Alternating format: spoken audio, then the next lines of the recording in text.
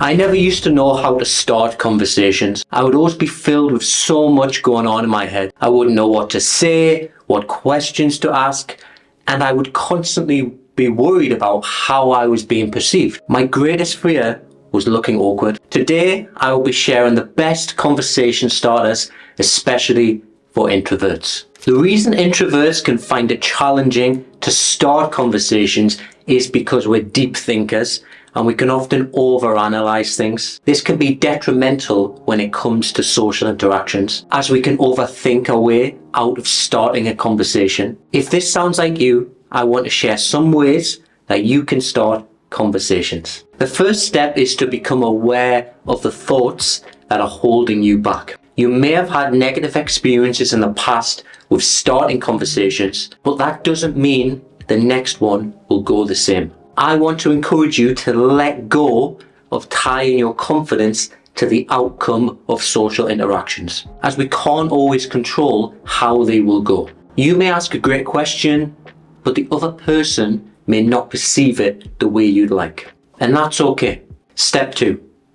A great tip is to ask open-ended questions. These questions start with who, what, where, how, or when. And they are great because they stimulate better responses and they invite the other person to share more about themselves. As an introvert, you want deeper, more meaningful conversations. So you can often overthink your style of question. This means you might think to yourself, I have to have a perfect original question. For example, a question such as, if you were to make one change in the world, what would it be? And this may be a great question, but if it's too advanced, you might feel anxious about asking it, which could lead you to say nothing. Step 3, start with easy questions using either your location or recency. So imagine you're at work on a Monday morning and you see your colleague. You want to start a conversation, but you don't know what to say. Use an easy recency-based question. So an easy recency-based question is a simple, straightforward question that refers to recent events or experiences. These questions are effective because they focus on something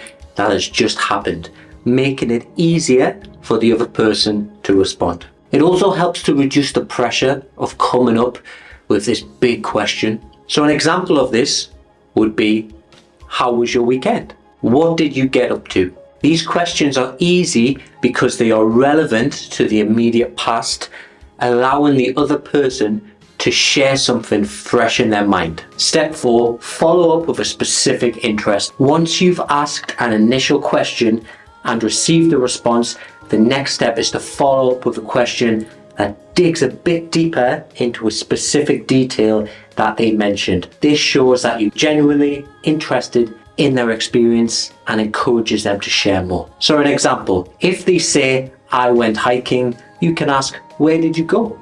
This not only keeps the conversation going, but also lets the other person know that you're actively listening and you're interested. Follow-up questions, they can help build rapport and show that you're paying attention. Step 5, share a related experience. Sharing a related experience or thought can help build a connection and make the conversation more engaging. When you relate to what the other person is saying, it shows that you have common ground and can understand their perspective. So using the hiking example then, someone mentions that they went hiking, you can say, I went hiking last month at insert location. It was really challenging, but it was worth it to see the view at the top.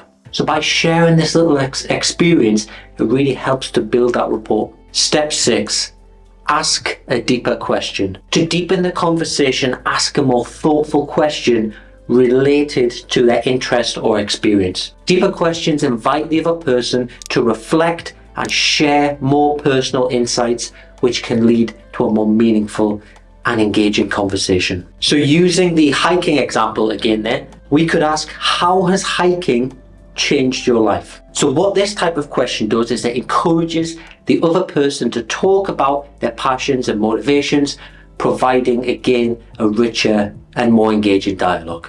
And what deeper questions do is they help to move you beyond just that small talk, which I know as an introvert you want to go deeper. So you see, starting with an easier question can be beneficial because you can still get to where you want to get to eventually.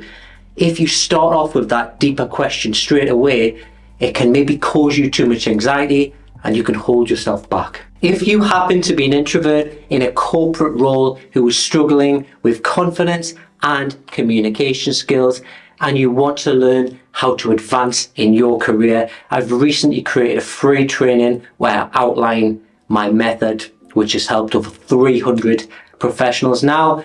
I'll put a link to it in the description. As an introvert, I used to hate those boring questions, but now I see that they can lead to more fulfilling conversations. The key thing is to not overthink it. It's not about impressing people all the time. It's about connecting.